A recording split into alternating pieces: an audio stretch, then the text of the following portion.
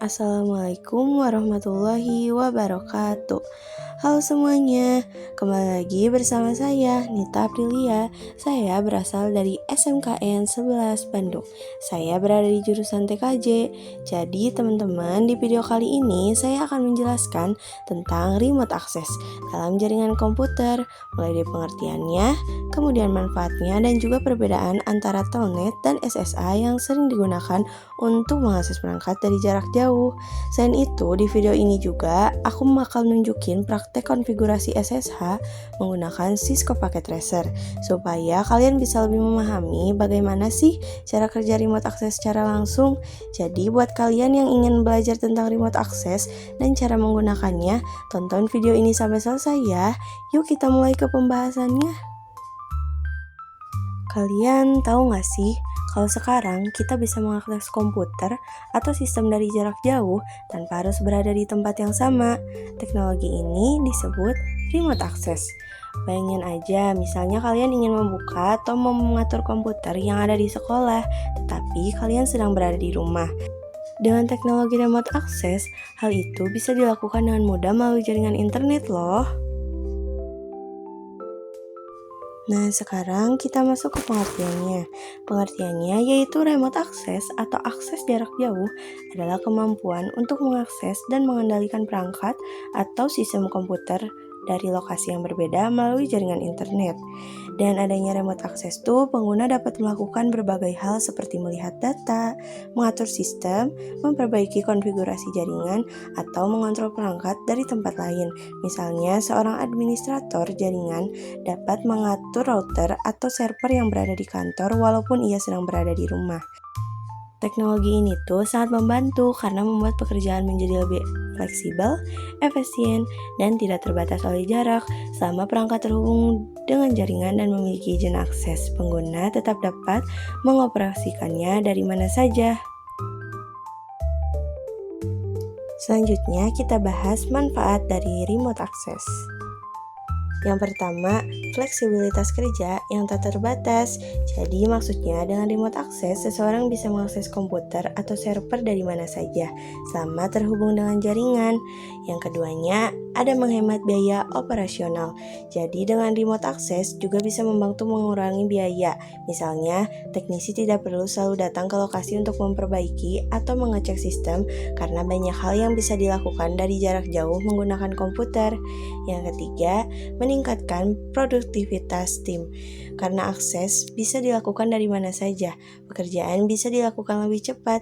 Tim juga bisa bekerja lebih efisien karena tidak harus menunggu seseorang datang ke lokasi perangkat untuk melakukan konfigurasi atau perbaikan. Dan yang terakhir, respon lebih cepat terhadap masalah.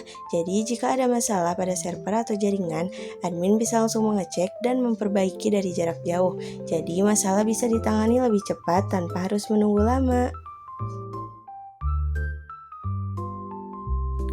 Selanjutnya, kalian tahu gak sih, di dunia jaringan komputer ada dua teknologi loh yang sering dipakai untuk remote access, yaitu ada telnet dan SSH. Walaupun telnet dan SSH sama-sama digunakan untuk remote login, keduanya memiliki perbedaan yang cukup besar loh, terutama pada keamanannya. Mari kita bahas satu persatu. Mulai dari telnet. Telnet adalah protokol lama yang digunakan untuk menghubungkan komputer ke perangkat lain melalui jaringan sehingga kita bisa menjalankan perintah dari jarak jauh. Cara kerja telnet saat menggunakan telnet, komputer kita akan terhubung ke server menggunakan port 23. Setelah terhubung, kita bisa login menggunakan username dan password, lalu menjalankan berbagai perintah seperti mengkonfigurasi router atau server. Telnet mempunyai kekurangan loh, yaitu keamanannya yang sangat lemah. Semua data yang dikirim melalui telnet tidak dienkripsi atau disebut plain text. Artinya, username bisa terlihat, password bisa terbaca, perintah yang dikirim juga bisa disadap. Jadi jika ada orang yang memonitoring jaringan, mereka bisa dengan mudah melihat informasi tersebut. Karena telnet bisa dibilang tidak aman, sekarang sudah jarang digunakan, biasanya hanya dipakai untuk pembelajaran jaringan dan testing koneksi. Nah, selanjutnya ada SSH. SSH berbeda dengan telnet. SSH adalah protokol yang dibuat untuk remote access yang lebih aman. SSH bekerja dengan enkripsi, yaitu mengubah data menjadi kode yang tidak bisa dibaca oleh orang lain. Cara kerja dari SSH yaitu SSH menggunakan port 22 saat kita login ke server menggunakan SSH. Yang pertama, silent dan server melakukan proses enkripsi. Lalu data yang dikirim akan diacak menjadi kode dan juga hanya komputer tujuan yang bisa membacanya loh. Jadi walaupun ada orang yang mencoba menyadap jaringan, mereka tidak bisa membaca data tersebut. Nah, jadi ada beberapa kelebihan SSH, antara lainnya yaitu data transkripsi, jadi lebih aman. Juga bisa melindungi username dan password, bisa juga digunakan untuk remote login, dan yang terakhir bisa untuk mentransfer file secara aman. Nah, saat ini SSH sangat banyak digunakan oleh administrator jaringan, administrator server, dan engineer IT.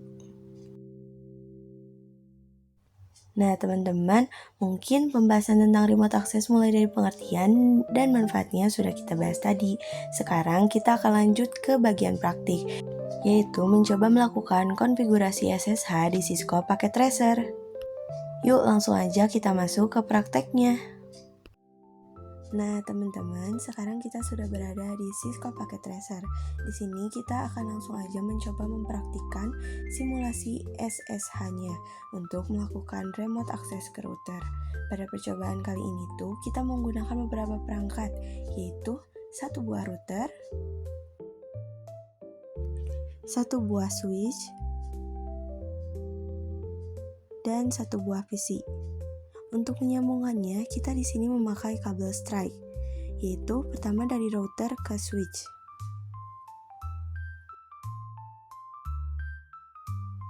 Nah, lalu dari switch ke PC sama ya teman-teman, memakai kabel strike.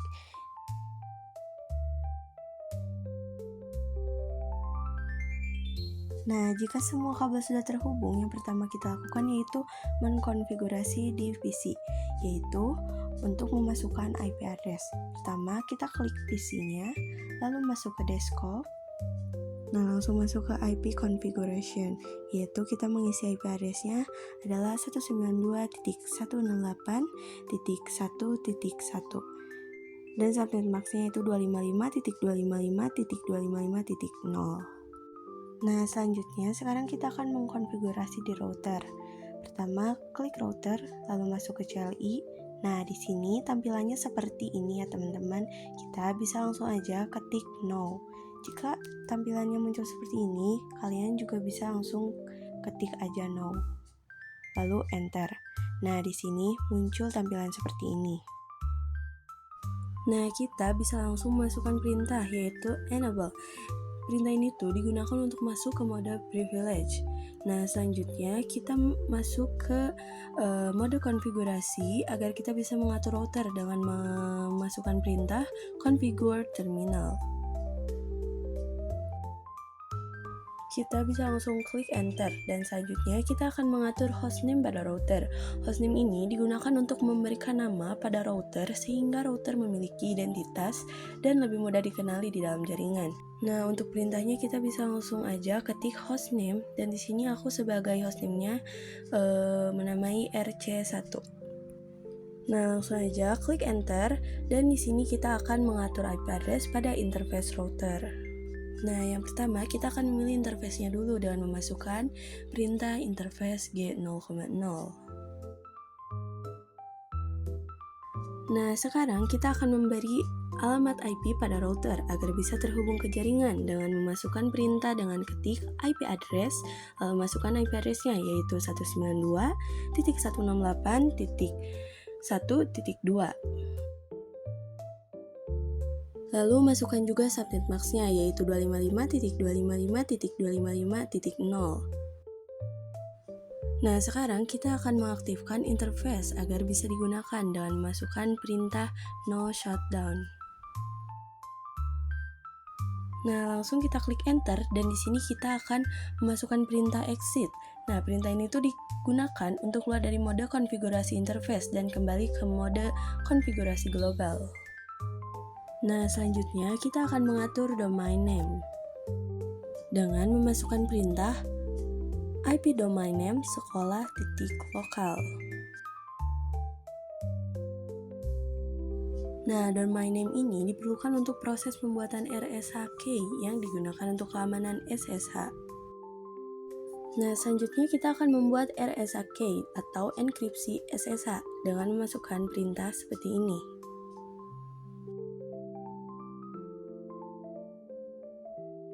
Setelah diklik enter, tampilannya akan seperti ini. Di sini kita diarahkan untuk memilih ukuran key. Di sini aku memilih ukurannya yaitu 1024. RSA key ini digunakan untuk mengenkripsi koneksi SSH sehingga komunikasi antar klien dan router menjadi lebih aman. Nah, selanjutnya kita akan membuat username dan password.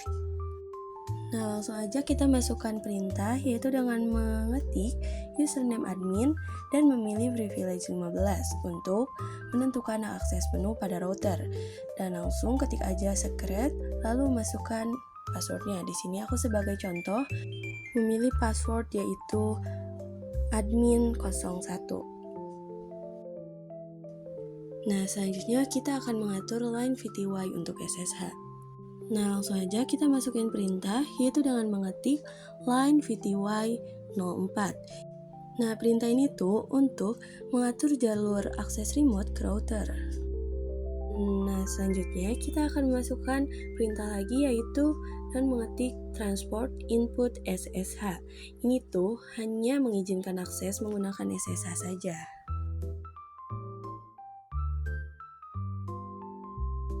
Nah, selanjutnya kita akan masuk ke perintah untuk memasukkan atau menggunakan username dan password yang sudah dibuat sebelumnya dengan memasukkan perintah login lokal. Nah, selanjutnya kita akan keluar dari mode konfigurasi line VTY dengan memasukkan perintah exit. Nah, sekarang kita akan mengaktifkan SSH ke versi 2 yang lebih aman dibandingkan versi sebelumnya dengan memasukkan perintah SSH version 2.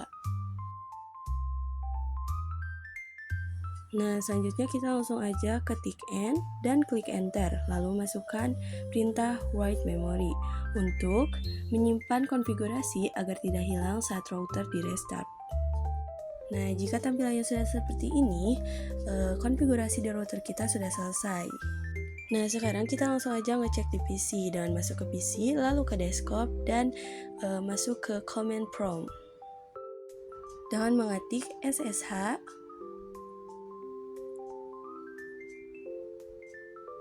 dan memasukkan IP address yang ada di router yaitu 192.168.1.2. Nah, di sini tampilannya ada invalid command. Ini tuh bukan berarti konfigurasi di router kita salah, tetapi fitur SSH di PC paket tracer kita belum aktif atau tidak tersedia di command prompt. Yaitu kita untuk mengeceknya kita bisa langsung ke menu talent atau SSH di desktop ya teman-teman. Nah, tampilannya akan seperti ini dan di sini kita diarahkan untuk mengisi IP address yang kita isi di router tadi yaitu 192.168.1.2 dan username-nya adalah admin. Lalu bisa klik aja. Dan di sini kita masukkan password yang ada di router tadi yaitu admin 01. Lalu klik enter. Nah, jika tampilannya seperti ini artinya bisa ya teman-teman. Jadi, error tadi itu bukan karena konfigurasi di router salah, tetapi karena SSH tidak dijalankan lewat tempat yang benar di paket tracer. Nah, mungkin itu saja pembahasan saya pada video kali ini tentang remote access, mulai dari pengertian remote access hingga praktik langsung bagaimana cara mengkonfigurasi dan mencoba koneksi SSH menggunakan sysop paket tracer. Dari pembahasan tadi juga, kita bisa mengetahui bahwa remote access sangat membantu administrator jaringan untuk mengelola perangkat jaringan dari jarak jauh. Dan mungkin itu saja ya teman-teman, terima kasih sudah menonton video ini sampai selesai. Mohon maaf bila ada penyampaian yang kurang tepat. Sampai jumpa di pembahasan berikutnya. Wassalamualaikum warahmatullahi wabarakatuh.